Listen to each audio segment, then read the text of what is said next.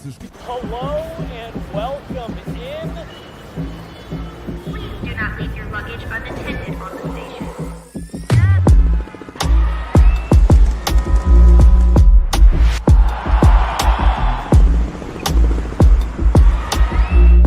Welcome to the show. Hello everybody, welcome in. Grill Sports Off Ice Postgame Live. We are fighting the Wi-Fi again here tonight, folks, but that's all right. Not going to stop us from talking about a huge night here at Ball Arena, Meghan. I hope folks can see us, hope folks can hear us. It was a big night for the Colorado Avalanche. Gabe Landeskog gets his first goal back. And the Avs win 4-1 over the Dallas Stars. Huge night here at Ball. The Avs even up the series, heading back to Dallas. Meghan, let's just start with your kind of overall thoughts on what was a really special night here at Ball. Yeah, it was a wonderful and much-needed response from the Avs. I don't think they really could have come out any other way and stood a chance in this series. As we mentioned before, it was about more than just getting a win. It needed to be an Avalanche win. They needed to do so handily, and they needed to demonstrate small improvements in the areas of their game that were holding them back, because this has been such a tight series. Is there an issue with audio? Yeah, I don't know. I think people can hear us. I don't think folks can see us right now. Okay. Yeah, we're fighting it, folks, so I appreciate it. People sticking with us. Let's see here. Well, yeah, keep going. Sorry, keep going. Yeah. The excitement around a really dominant win from the Colorado Avalanche is enough to get us through this post-game together. You don't need to see us. You just know how we're feeling, and through our words. There's a lot to unpack here, too, because it's not one small adjustment that the Avs make to have such a strong performance in Game 4. And it starts from the drop of the puck. It's a really complete effort for the full 60, and it's why they don't find themselves playing overtime hockey tonight. They don't find themselves playing overtime hockey, and I think folks can see us. It might be a little slow, might be a little glitchy. Again, we're continuing to find the right place to do this. After the game, we just could not go live. Meghan, I'm with you. There were so many things that they did right tonight. Jared Bednar told us over the last couple of games, too many players were quiet, too many passengers. Tonight, he said he couldn't find a single player on the roster that he didn't like. The Avs did so many things right. The Dallas Stars never stood a chance in this game from the moment the puck dropped. The Avs just took it to them all game long. And it started early, and it felt like the Avs were making the game more difficult on themselves because they came out with such a strong performance and then took two penalties. Back-to-back, a high stick, and then a delay game. And it felt like they were trying to give away a lot of the momentum and a lot of what they had done, but it ends up being Logan O'Connor that takes the second penalty kill there and spins it into not only a positive for the Avs, but a moment that the Avs were able to take and run with and eventually ride that momentum through the rest of the game. That first period, so much to like. Too many penalties. They found a way to make something positive out of it. Yeah, and I know in the third period they run into a little bit of penalty trouble again, but they stay out of the box in the second, and so there's even an in-game response to the lack of discipline inside the first period, and it made a huge difference. I thought the penalty kill has not got enough credit this series for how good they've been, because Dallas's power play has been excellent too. And tonight, I felt like the penalty kill finally got its flowers. You know, that first kill, Manson had a big physical play on Jamie Benn to help get the eventual clear. And later, Logan O'Connor, on that second kill for the delay of game, on entry, he disturbed Mikko Rantanen along the wall. And that play is what brought the puck back to Tarmas Harley at the blue line. And Logan O'Connor aggressively gapped up on him, bullied him off the puck, obviously wins that race up high and beats Ottinger short side over the blocker. I want to just interject on when you're talking about him bullying him off the puck. I believe we talked about this right before the playoffs got started. Western Conference Final 2022. JT Compher comes out of the box and just muscles Evan Bouchard off the puck and takes it in. He didn't just win. O'Connor didn't just win a battle there in that moment that you're talking about. he completely bullied a guy off the puck and just said, nope, I'm taking this, and you're not getting back in the play, by the way. There's two things I love about it. He bullies Harley off the puck so badly that Harley falls afterwards. So in his attempt to get up and skate up ice, he's falling, and so he's pretty ineffective getting back. Duchesne makes an attempt, but Logan O'Connor's speed is pretty underrated too. I'm just hype on Logan O'Connor right now. I'm saying everything about him's underrated, but you see a skill play too in how he beats Ottinger in that moment, and it's what you needed because things were starting to feel a little bad for the Avs with the penalties back to back like that. You know, they were just escaping trouble at that point. The momentum completely shifted when Logan O'Connor opened the scoring, because this has been a series, the last two games in particular, where goal scoring has been hard to come by for both teams. It's a luxury, and for Logan O'Connor to put his team up shorthanded and open it up in the first period, you just felt the momentum shift. You know, the urgency from the rest of his teammates line by line, and the push that followed, I think, is what rewards them on what was kind of a lackluster power play at the end of the period, but they capitalized on it, and from there the momentum and the energy was just skyrocketing. Yeah, 100% right.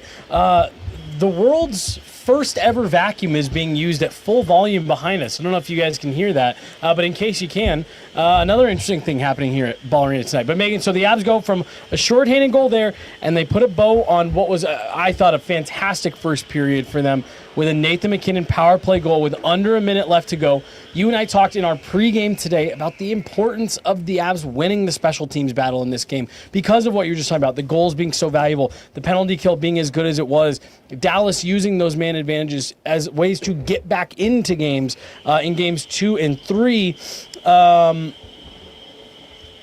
They won the special team. I mean, they won every battle tonight. It was 4-0. But that was all that was going through my head as we went into that first intermission was you've got a penalty kill, with a shorthanded goal, and now your lone man advantage so far. You find a way to score right before you go into the dressing room.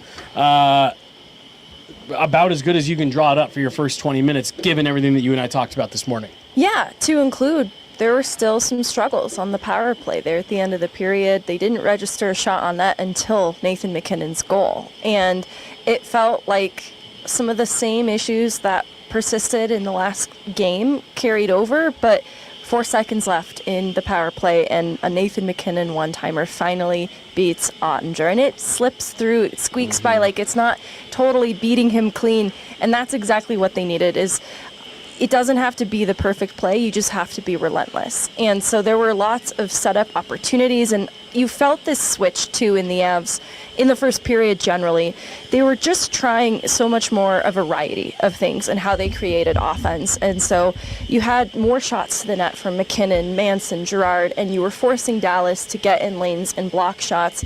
And as a result, you were forcing Ottinger to make more saves. You know, there was a Marty Netchus one-timer attempt from the circle earlier in the first that was blocked. And what I liked is they didn't let that frustration with some pucks bobbling off their sticks at times get into their heads. They just continued to create. They switched it up, you know, like, right, if that didn't work, I'm going to try this. And the bottom line is I'm not going to stop. And I think that's kind of a little bit of how that power play rewards them with a goal in the end. And it's a really big one because they go up 2-0 going into the second period. Yeah. Well, and the puck kind of squeaking by Jake Ottinger a little bit. Again, we talked in the last couple of days about the Avs earning bounces in the first game. First game of this series, the Avs earned the bounces they got to open the scoring. The one that goes off Lekkonen's foot, another one off of a defenseman's glove. Well, the Avs earned that through their hard work and doing the right things. I felt the exact same way about the bounce that they get on the goal that you're talking about there with Nathan MacKinnon, squeaking through Jake Ottinger, who was absolutely outstanding tonight. We're going to talk more about him, no doubt about it. But the Avs did everything right in that first period. The details were dialed in, so they earned that bounce. They come out in the second period and you say, okay, you just had such a strong first. You need to keep building because you know the Stars are going to try to counterpunch here, right? You give up a goal right before you go into the locker room. The Stars are going to want to come out fast.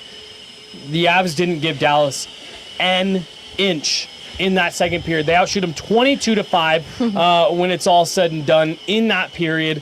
And I guess before we dive into the specifics, of everything that happened in that period, and some significant stuff happened.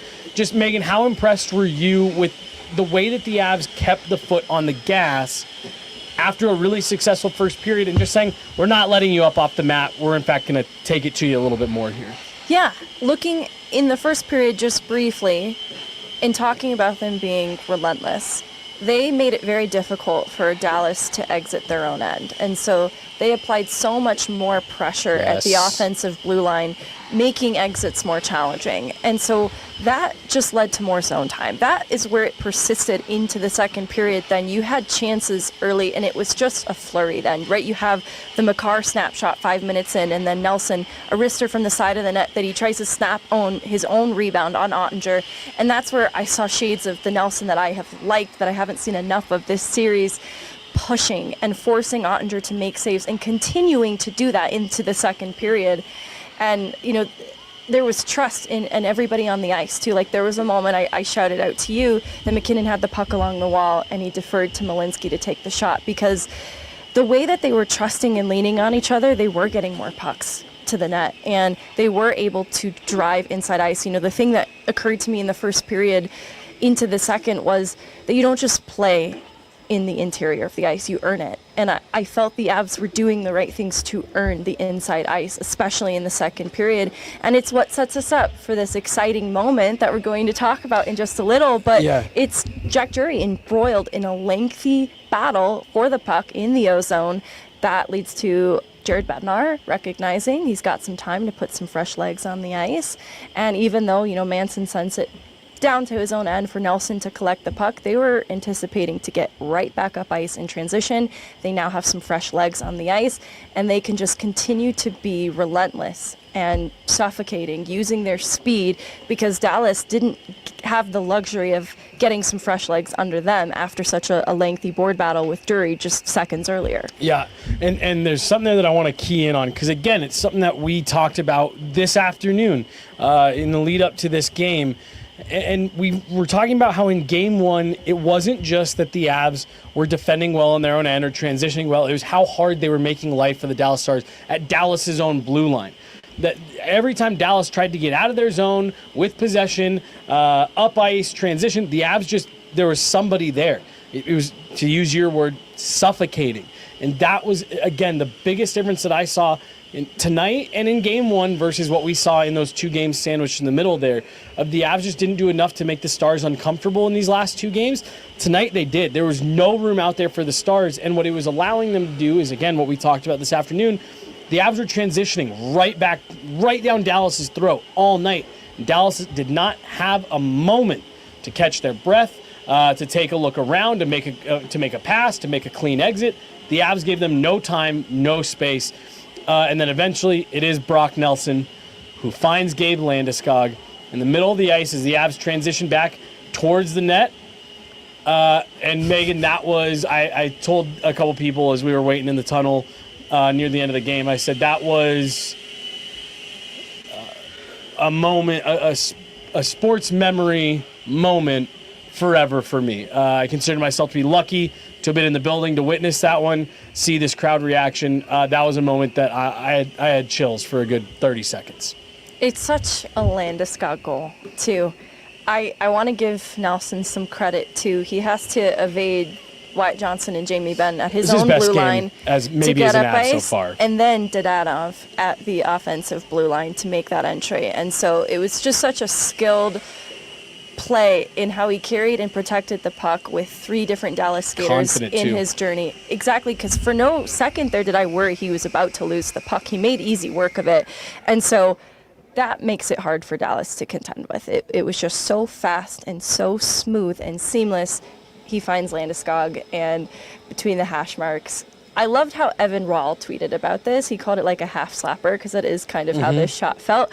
And that's pretty difficult for Ottinger to stop at that point. And this is where you really felt the Avs had this game fully within their grasp, and they were in the driver's seat. Absolutely. His first goal since June 20th, 2022. In my eyes, that's 3 years later, right? Like, it's been a long time coming, and we didn't know what type of player that the Avs would be getting on the other side of this injury.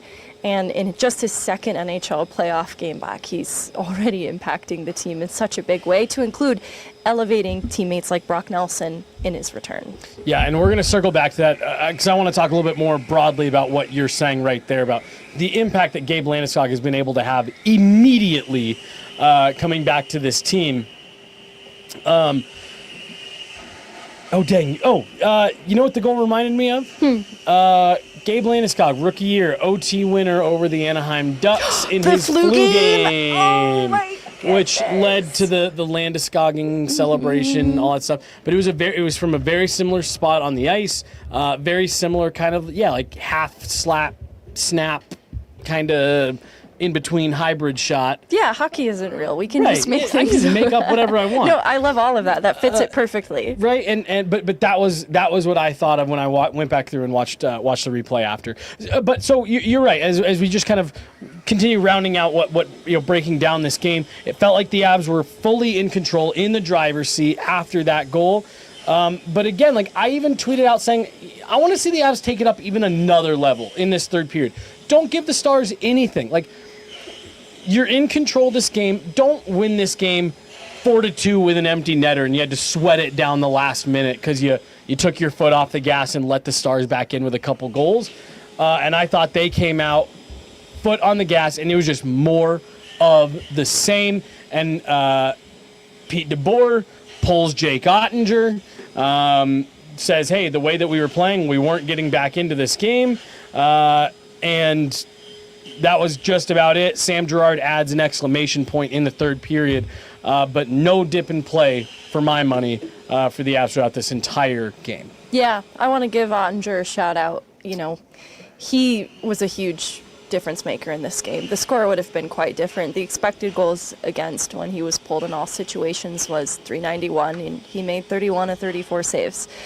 He came up with a lot of saves to chaos at the net front. Like I talked about, McKinnon deferring to Malinsky, taking that slap shot, getting the puck on net. It wasn't settled, and Nichushkin was going to try and find it in the crease loose there, and eventually Ottinger got the whistle there. But the Avs did a lot to make his life very hard tonight. And that was one of the things I asked for in the pregame, is Mackenzie Blackwood has had a lot of these moments throughout this series that he's been pushed to that level of play. I think Ottinger has been good, but I don't think he's been pushed to the same level that Blackwood has had to be at times, and I wanted to see the Avs make him make saves. And I think that's where he struggled a little bit tonight, because he didn't quite have the same support that he needed in front of him. And it's because of how the Avs played. Dallas was still tight defensively. Like, even the Sam Girard goal, Landeskog has to bully Leon Bichel at the net front to get in front of Casey DeSmith's eyes to help make that possible. And so, that net front battle is a huge piece in Girard getting that goal past DeSmith. Right. And so let's pause real fast, because I was going to talk about the goaltenders as a whole, but since you brought up Jake Ottinger. No. Somebody can't help but talk about goalies. You're good.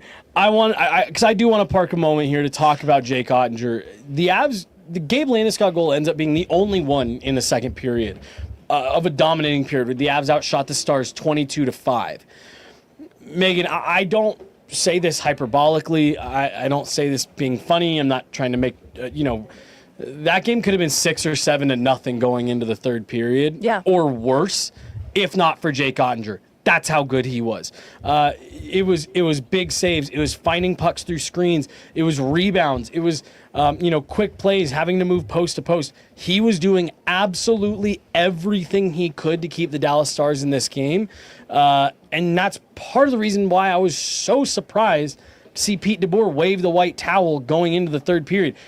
It was a 3-0 game. That's hard to overcome in the third, especially the way the Avs were playing, but that was not insurmountable, and the only reason that you were even in that room was because of Jake Ottinger. We saw Andrei Vasilevsky get left in the net for 7 goals against in the Stanley Cup final a few years ago, and when John Cooper was asked about it after the game, he said, that's Vasi's net. When he wants to come out, we'll take him out. But he's earned the right and the respect to stay in there. I just thought that was an interesting moment. Pete DeBoer wanted to get him 20 extra minutes of rest. The Stars aren't even half competitive in this game if not for Jake Ottinger. No, and I think it says a lot about where Pete DeBoer felt the game was at, to wave the white flag, so to speak. He didn't feel there was any coming back from where the Avs had put them. And I think that's very revealing. At that point, it's still a 3-0 game, and there's a whole period left to play. So it really feels like a strong endorsement of how strong and dominant the Avs played tonight to put Dallas in that position. And I'm curious about the carryover, the repercussions of that mentality a little bit. Not just for Jake Ottinger, though I think it probably spared him from being lit up further, but also the rest of the team, that there was a lack of faith that they could pull it off in the third period. And that was a huge mountain to climb, certainly. For but sure.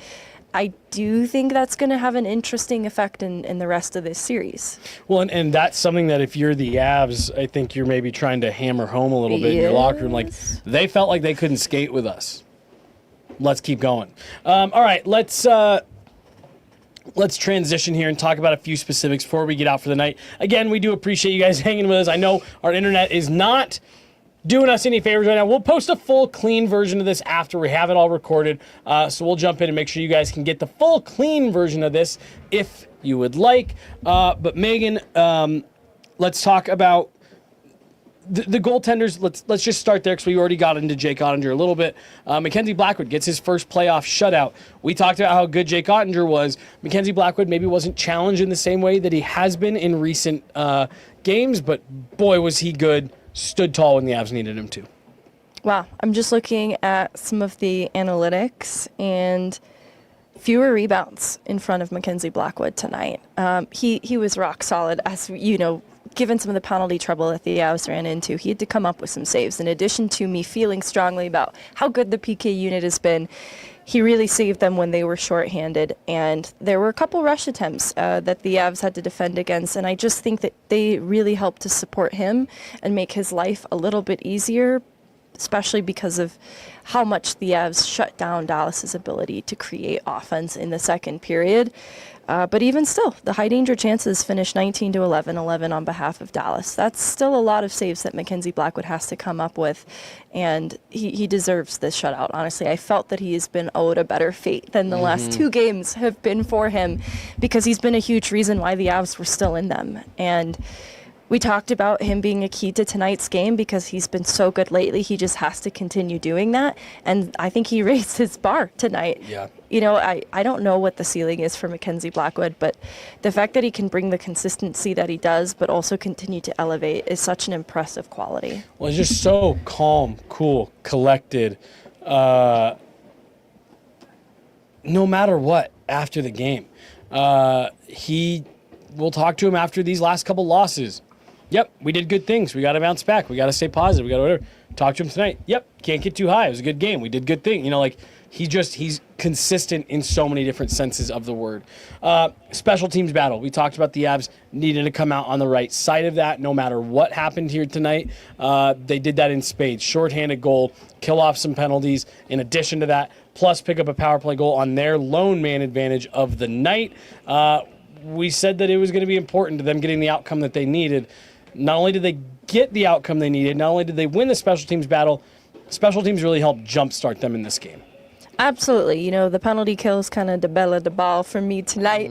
But getting that power play goal was important because I think it can become a mental thing that chips away at confidence a little bit after the power play struggled last game, that you didn't want to see this linger. And even though I didn't think it was their best power play, it still results in a goal. And that's kind of a credit to Nathan MacKinnon and just why he needs to trust that one-timer on the power play and not just overpass or defer to a teammate. And I think that's an important confidence builder for them to take into the next game. But it's the area, too, that I think they'll bear down on going into Game 5. All right, let's wrap things up for tonight. Before we get to our final thoughts, Gabe Landeskog. I know we talked about it a minute ago, but Megan, this was a special night inside a Ball Arena. You can tell it meant a lot to his teammates, to Gabe himself, to his coaches, the entire organization. Logan O'Connor said that he took a moment on the bench to stop and just soak in the atmosphere and what was happening in the building. Nathan MacKinnon just couldn't say enough good things about Gabe Landeskog. And then Gabe told us himself at the podium after the game what a special night and what a special moment that was, and that it was nice to get that checked off so it can stop being about Gabe and back to being about the team. But I already, for me, I already said that was that's a moment I'll keep with me forever. For you, what was that moment like? What was this night like? Getting to see all that. We get to see his first game in Loveland 2 weekends ago, his first pro NHL game back a couple nights ago, and now this tonight. What has this all been like for you? I get so many texts from family members who've been loving the Avs because I love hockey. The reason that they watch this sport and this team is because of what I do for a living and because I fell in love with this sport. And it's meant a lot for that full circle moment to see him get back on the ice and play hockey again, because he's a part of so many of my earliest hockey memories with my loved ones. And so it's been really special to see how much he unites people just in joy of this moment for him. And it's pretty unbelievable because this was unprecedented. We've never seen a player return from this injury to the sport of hockey. Even, with basketball, we're still in uncertain waters in that sense. And it's been so encouraging these first 2 games because he just continues to up his ice time, up his responsibility, his role, and he does it effectively. I mean, effectively is underselling the game that Landeskog had tonight. He allowed 1 shot attempt against at 5v5.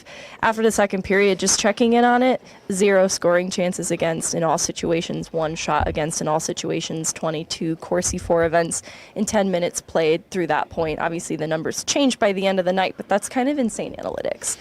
It's you could just stop that sentence at insane. That's just it. What Gabe Landeskog is doing here is insane. Yeah, and it's not just analytics. I feel like I want to clarify that too. Yeah. What he's doing is insane to the eye test too. You're totally right. And the fact that he's not only been able to jump back in and not only be effective, but be among the team's best players and most dangerous.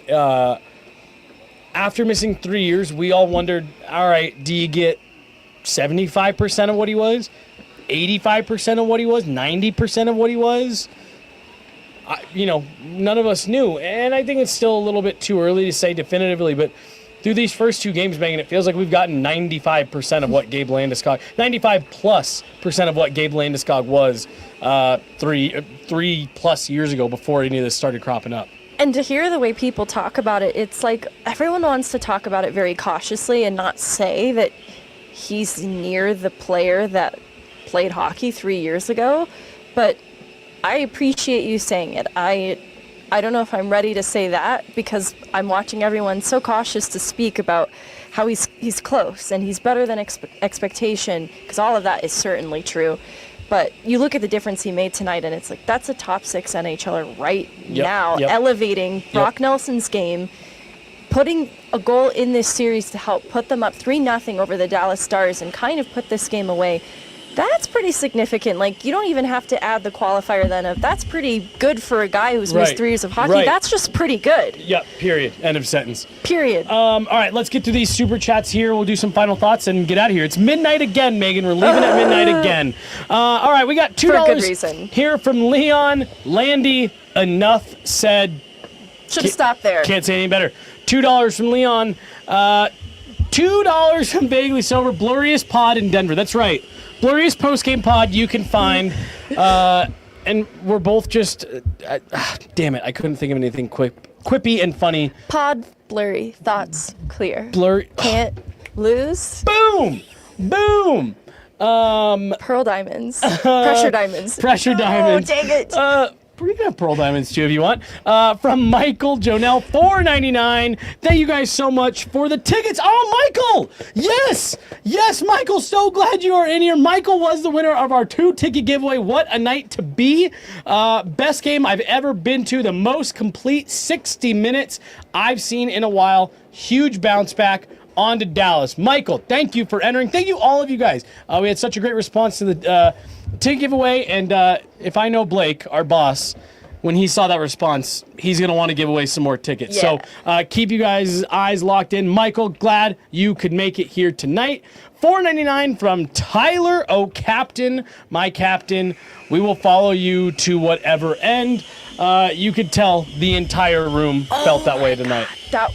the locker room, yes, but the building. Unbelievable. I don't know if I've ever heard it get this loud. Can we get the pods in smoke signal or Morse code? Careful what you wish for. Mark will find a way for us to broadcast this over smoke signal. He's that good. $1.99 from Vaguely. Again, thank you, Vaguely. As always, another $1.99 from Vaguely. Game 2, AHL, 1 goal, 1 assist. Game 2, NHL, 1 goal, 1 assist, Megan. Norse God. Did you see people in Colorado Avalanche Reddit putting curses on Dallas Stars players in like a weird language? I did not. Yeah, I don't know about that one, guys. I don't know about that one. Maybe get out of that Reddit thread, Megan. It was the regular Colorado Avalanche thread. You gotta go look. And then last one here, $5 Canadian from Kay. This game added back at least 5 years onto my life that Game 3 took away. You know, Megan, that is something that's a great way for us to wrap this one up. The Avs needed not only to win this game, but they needed to win it on their terms. There was even had the Avs come out on the right end of those last couple games, just too close for comfort. And you're leaving too many things to chance. Tonight, the Avs won this game because they took it. And I think that was an important way for them to win, not just for them to get the result. I do too, because Dallas now has this position of pressure on their side going back to Dallas for Game 5. There's going to be this sense of we want to do to them what they just did to us. Yep. So the Avs have to keep doing it because Dallas didn't have a solution for it tonight. They didn't. That's going to do it here from Ball Arena, guys. Semi-day off tomorrow. We will have some availability that we'll be bringing you guys, but no pod. We're going to catch our breath as much as we can tomorrow. Then we are right back at it on Monday. We'll be bringing you guys all kinds of great coverage from Game 5, and then it's back here, Game 6. We have a Game 6 in this series, no matter what, Megan. It is official as of tonight. So we'll be back on Monday. We'll have some availability for you guys tomorrow. Show back on Monday. Final thought before we go? Good. She's Megan Angley. I'm Jesse Montano. We got Mark back here making sure everything is running to the best of our ability.